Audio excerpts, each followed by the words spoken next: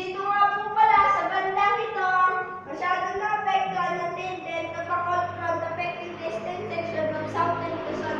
Balik sa inyo, Ram, balik sa inyo, Christian. Maraming salamat, Maki. Ano namang lagay natin dyan, Ralph? Salamat, Estrella. Yan. Weather forecast today. Cloudy skies with light to moderate rains and isolated thunderstorms is expected over the regions of Bicol, Central Visayas, Eastern Visayas, and Caraga. Cloudy skies with light rains will prevail over the island of Batanes and Carayaan. Partly cloud to cloudy skies with isolated light rains will be experienced over Metro Manila and the rest of Luzon. Partly cloudy to cloudy with isolated rain showers or thunderstorms will be prevail over the rest of Visayas and of Mindanao. Moderate strong winds blowing from the northeast will prevail over the entire archipelago with moderate to rough seas. Maraming salamat. Balik sa'yo, Estrella. Salamat, Ralph. Balik naman tayo kay Maki. Maki, ano ba ang lagay ng mga dagat ngayon dyan? Salamat sa iyo, Estrella. Gale warning number 13. Strong to gale forces wind associated with the surge of the northeast monsoon. Issued at 5 a.m. today, 21 January 2017. Strong gale force wind is expected to affect the following areas. Seaboard, the eastern and southern seaboard of southern Luzon, the Catanduanes east coast of Albay, eastern coast of Sorsogon, southern coast of Mindoro, and northern coast of Palawan. The weather: cloudy skies with scattered rains and thunderstorms. Wind force 52 to 63 or 28 to 34. Sea condition very rough. Wave heights 3.4 to 4.5. Seaboards ulit. The northern southboard of northern Luzon, Batanes, Calayan, Babuyan, Ilocos Norte, and northern coast of Cagayan. Weather: cloudy skies with light rains. Wind force 52 over 63, 28 over 34. Sea condition very to rough, rough to very rough. Wave height 3.4 to 4.5. Balik sa'yo, Ralph. Salamat. Talaga na Metro Manila. Sa umaga po makakaranas ng 22 degrees Celsius. Sa hapon naman po 31 degrees Celsius. Tuguegarao. Sa umaga po 19 degrees Celsius.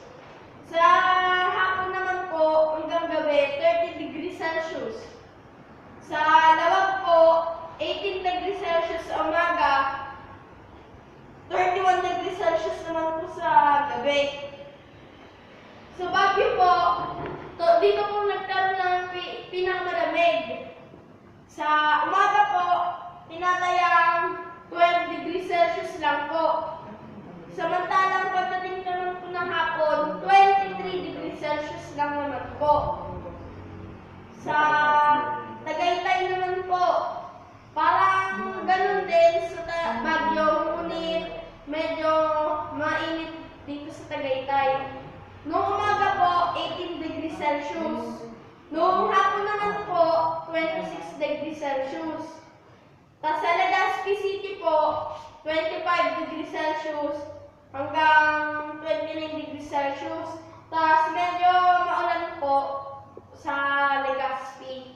Tapos sa Puerto Princesa naman po, 25 degrees Celsius sa umaga, tapos 31 degrees Celsius naman po sa hapon. Sa Iloilo naman po, o sa Bacolod City, 24 degrees Celsius sa umaga, 30 degrees Celsius sa gabi. Metro umaga, 31 degrees Celsius sa gabi. Tapos medyo maulan din po. Excuse me po.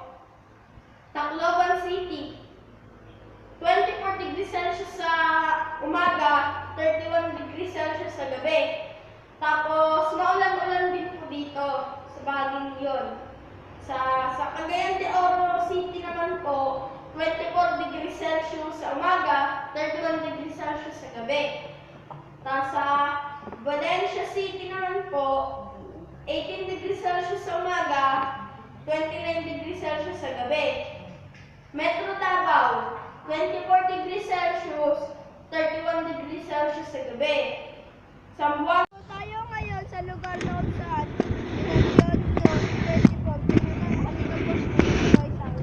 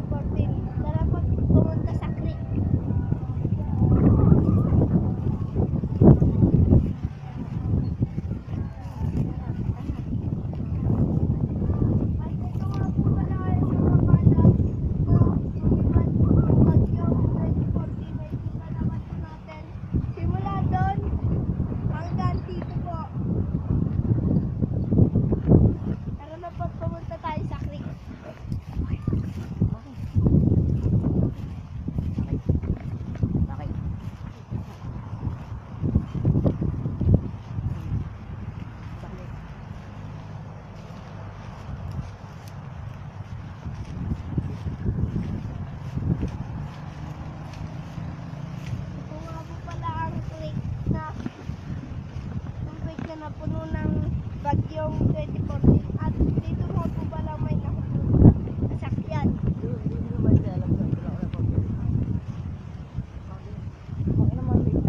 Noong dating 2014. Dito po, nangyari po ay, ang tubig po dito ay mababaw. Ngayon po, naging palisdaan na lang po dahil sobrang taas ng tubig. Kailan po. Tayo, sakto po na ulan po dito sa ating pwesto at masyado pong malakas ang hangin.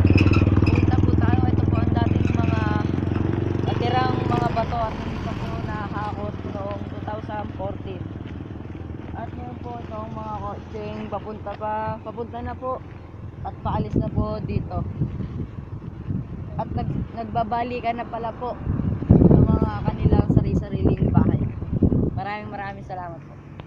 Ano po, nakikita po natin, isa rin po ito sa mga tinamaan at nasalanta ng bagyo. Dati po itong malawak na palayan. Pero ngayon, kikita nyo, bus na po ang mga palay. Kawawa nga po yung mga tao, tapos nagsusunod na po din sila dito. Tapos pupunta po tayo mamaya doon. Kung saan po, nasalanta ng bagyo. Yung mga kabayan, titignan po natin kung naka-recover na po ba sila doon. Thank you po yung palayan na natira noong bagyo. Pak. Papasok na po tayo sa mga bahay kung saan sinalanta ng bagyo. Tara po, at may mga tao po doon. Kuya! Mga kuya! Kuya! Ano, may interview lang po. Kuya, ano po, nandito po ba kayo yung nasalanta yung bagyo? Ay, Siyempre oo. naman, yes. Ano po yung mga masakit na nangyari nung bagyong yun? Oh, ang sakit! Sige po, ikwento niyo po. Ano po ba kayo dito? Residente po kami dito. Ano po yung mga nakita niyo noong kasagsagan ng bagyo? Yung iba pong bahay dito, nasira po. Sa likod po niya mga ayos.